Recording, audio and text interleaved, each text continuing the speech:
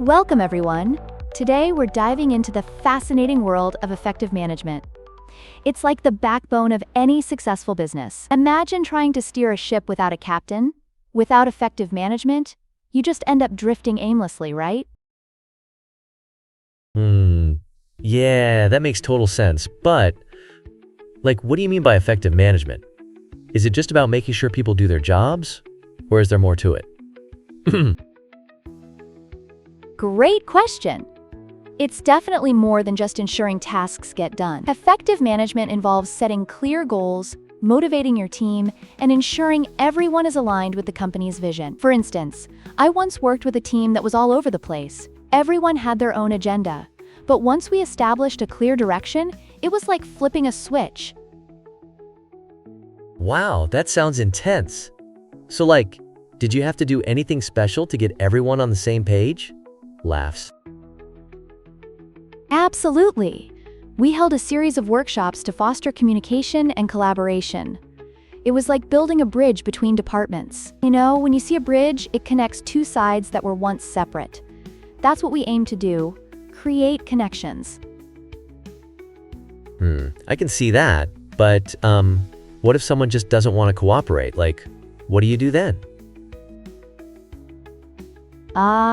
The age-old challenge of dealing with resistance.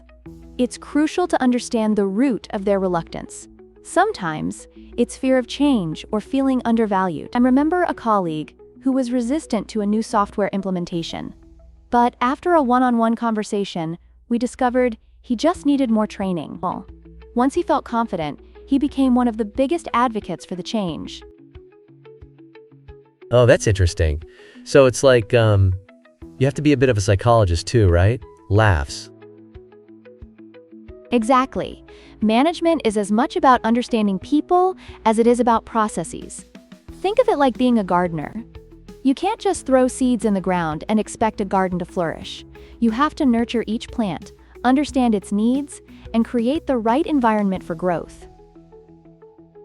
Wow, I love that analogy. So, what are some practical steps to improve management skills? Great follow-up.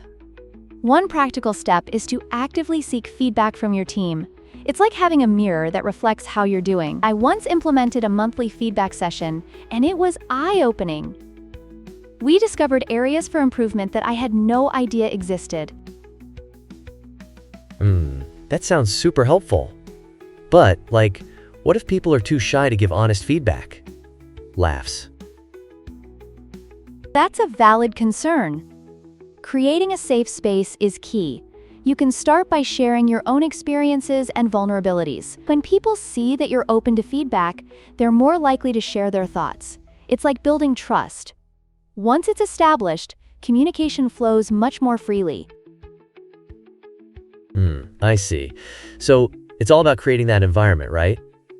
But what about deadlines? How do you manage those without stressing everyone out? Deadlines. They can be tricky.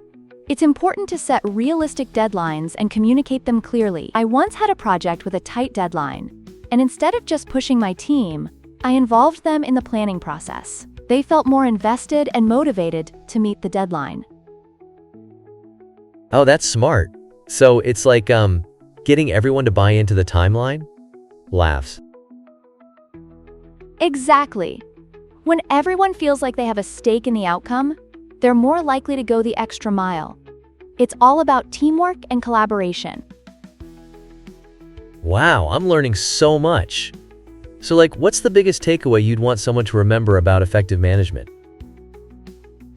I'd say the biggest takeaway is that effective management is about people. It's about understanding their needs, fostering communication, and creating an environment where everyone can thrive. Just like a well-tended garden, a well-managed team can produce amazing results.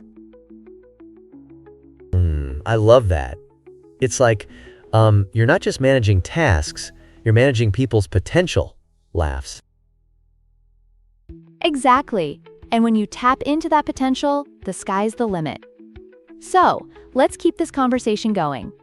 What other aspects of management are you curious about? I'm curious about how to handle conflicts within a team.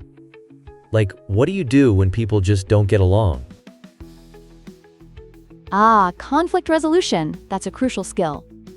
It's important to address conflicts head-on and facilitate open discussions. Think of it like being a referee in a game.